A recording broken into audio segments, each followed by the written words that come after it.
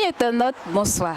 Bienvenue à votre émission Au cœur de l'art, émission de divertissement culturel qui vous fait plonger dans l'univers de l'art ivoirien. Pour ce tout premier numéro, nous sommes au marché artisanal de Grand Bassam, plus précisément au stand 390 de Madame Sioné Abiba. Restez pour la suite, elle nous fera rêver.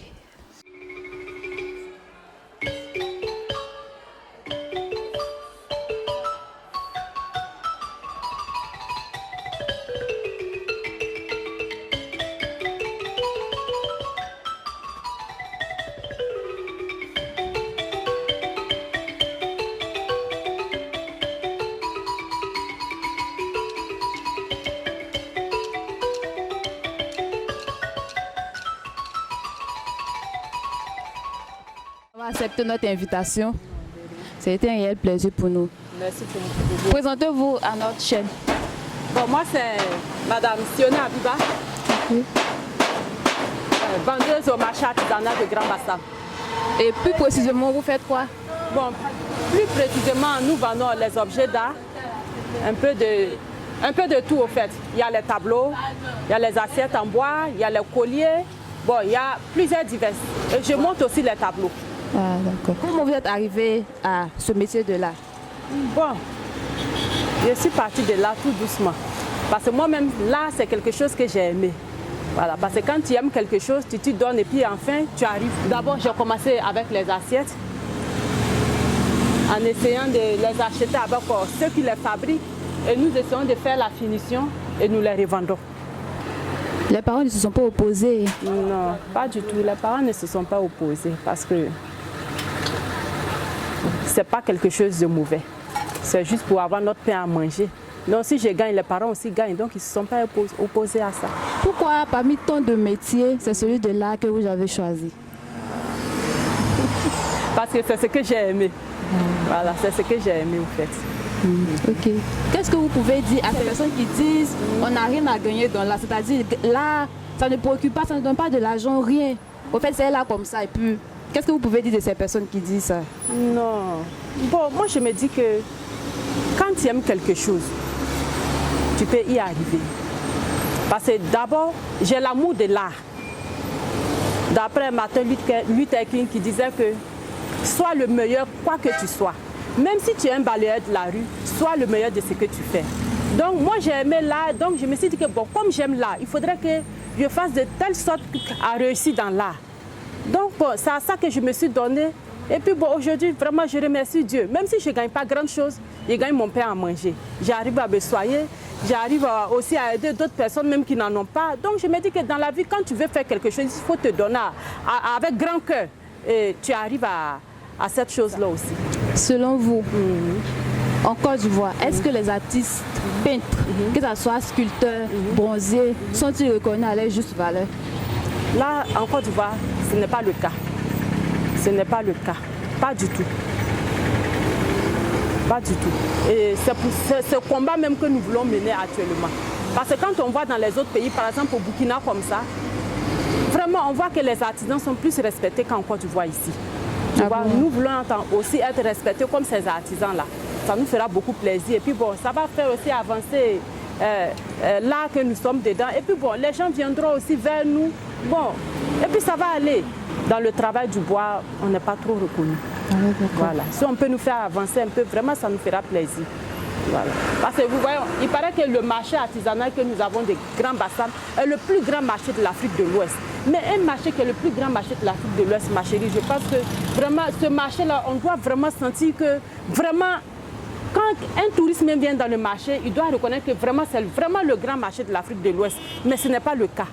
Tu vois, il y a des hangars même qui ne sont pas trop faits, qui ne sont pas bien faits. Bon, vraiment, ce n'est pas ça. C'est pas ça. C'est pas ça. Donc, vraiment, si l'État peut faire quelque chose pour nous, au niveau des artisans, ça nous fera vraiment plaisir. Voilà. Plus là avance, plus nous aussi, nous allons avoir des touristes aussi. Et puis, c'est tout le pays qui gagne. Et si ça ne vous dérange pas, vous pouvez faire un cas pratique des différentes étapes de votre création d'œuvres d'art. Si ça ne vous dérange pas. Il n'y a pas de souci. Il n'y a pas de souci, ça ne me dérange pas. Ok, d'accord. En un premier temps, je coupe le contreplaqué. J'essaie de faire mon coffret. Et ça, on appelle le papier craft, le papier peint. Voilà, c'est celui-là qui essaie de donner un joli tableau. Voilà, donc, et ça, ce sont les brillants. Et ça, c'est du tissu. Ok. Voilà, donc c'est avec ça que je forme mon tableau d'abord en un premier temps. Et puis bon, quand j'ai fini de faire le tableau, voici le tableau est déjà fait. Vous voyez, c'est déjà formé comme ça. Voilà. Donc quand j'ai fini de former mon tableau maintenant, j'ai mon cadre qui était déjà préparé auparavant selon la dimension du tableau que je vais faire. Voici le cadre qui est là. C'est un cadre en bois. Voilà, tout est en bois. Vous voyez. Voilà. Je vais essayer de mettre le cadre. Voilà, j'ai mon tableau déjà. Je vois à peu près le tableau que je veux confectionner déjà. Donc voici mon tableau est déjà prêt. Voilà, et voici les images que j'ai. J'ai dit bon, les images, comment je vais les placer aussi pour que je puisse avoir. Bon, j'ai dit bon, ce tableau, je vais faire un tableau qui va donner un sens.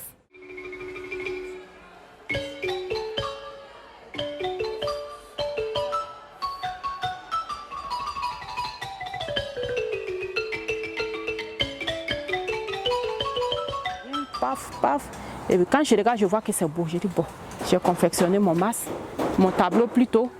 Et voici ça. J'essaie de voir quelle signification je peux donner au tableau. Tu vois, ce sont les différents masques qui sont là. Donc je me dis bon, là je peux dire bon, le tableau je le signifie comme entente. L'entente entre plusieurs tribus.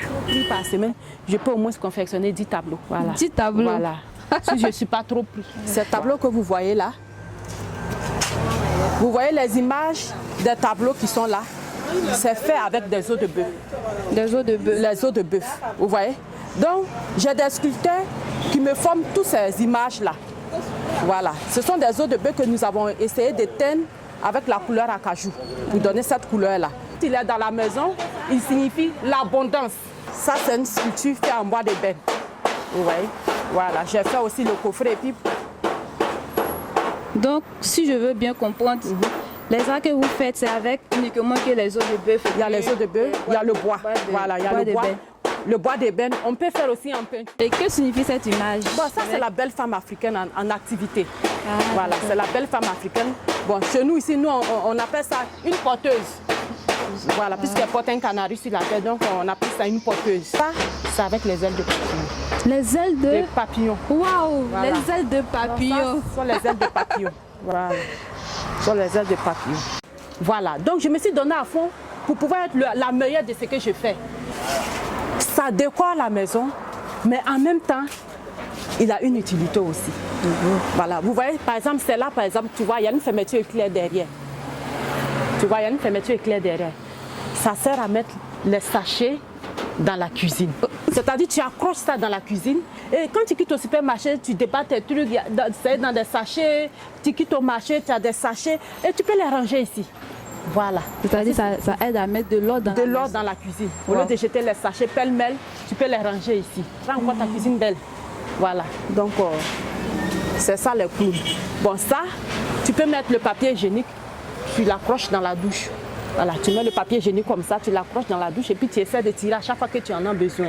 Voilà, le reste de papier hygiénique, tu peux le ranger ici. Quand infini, tu enlèves, tu remplaces. Voilà, dans les deux côtés, c'est comme ça. Voilà, le bas, ça sert de rangement de papier hygiénique. Voilà, et là, tu mets le papier hygiénique là, et puis au fur et à mesure que ça finit, tu tires, tu enlèves et puis tu remplaces. Et ça, c'est accompagné de ça. Ça aussi est accroché dans la douche. Quand tu finis, tu essuies la main. Et quand c'est sale, il suffit de dénouer, et puis tu laves, et puis tu replaces. Voilà, donc c'est utile aussi. Voilà, même celui du padieu aussi, tu peux mettre dans la cuisine ou quelque part dans la maison là. Et puis tu peux mettre un fourre-tout, tu peux mettre tout ce que tu veux dedans. Voilà. Donc voici, tout ça, ils ont des utilités. La nature se transforme, oui, voilà, comme on le dit. Donc, tout à fait. Et ces femmes africaines. Bon, ces femmes africaines, on essaie parfois de représenter les belles femmes africaines, c'est tout. Nous avons les calebasses, les tam-tams, oui, les plateaux de fruits, nous avons un peu de tout. Même le sable, même qu'on essaie le sable très fin. Ça, c'est mon frère qui fait ça. Il prend du sable très fin. Voilà. Il peut même faire ton portrait même dans la bouteille avec le sable très fin. Ah bon? Oui. Wow. Voilà. C'est la même glacière qu'elle a, mais on a essayé de rendre ça plus beau en faisant avec les différents types de bois. Voilà, c'est la cuillère à servir les glaçons qui se trouvent à l'intérieur. Voilà, donc ça, il a été encore bien travaillé avec les différents types de bois. Donc, de 3 différents bois. Voilà, pour rendre la glacière encore plus jolie. Donc, ça sert de décoration. Si tu ne veux pas mettre les glaçons, tu peux décorer aussi la maison avec ces jolis. Voilà, donc voici ça. On en fait aussi avec les os de bœuf. Voilà, ça c'est fait avec les os de bœuf. Voici l'intérieur qui est là. Voilà, la cuillère a servi les glaçons. Très bien. Voilà, ouais, on conserve très bien. Ouais, ça c'est la cuillère pour servir les glaçons. C'est de merveilleux. Voilà, donc voici à peu près ce que nous faisons ici. Il y en a beaucoup. Si je vais tout vraiment montrer, on ne pourra pas finir aujourd'hui.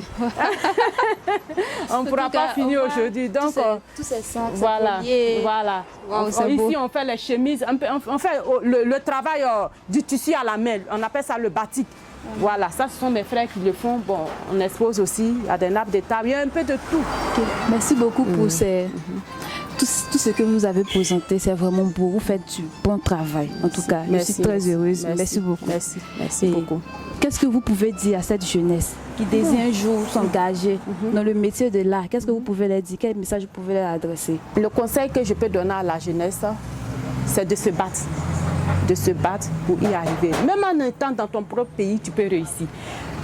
C'est pas de l'autre côté là-bas qu'on peut seulement réussir. Même en étant dans ton pays, tu peux travailler et puis réussir. Donc vraiment, j'encourage la jeunesse à se donner à la vie quotidienne, en travaillant. Moi-même, j'aime bien me comparer à l'homme. Ah oui.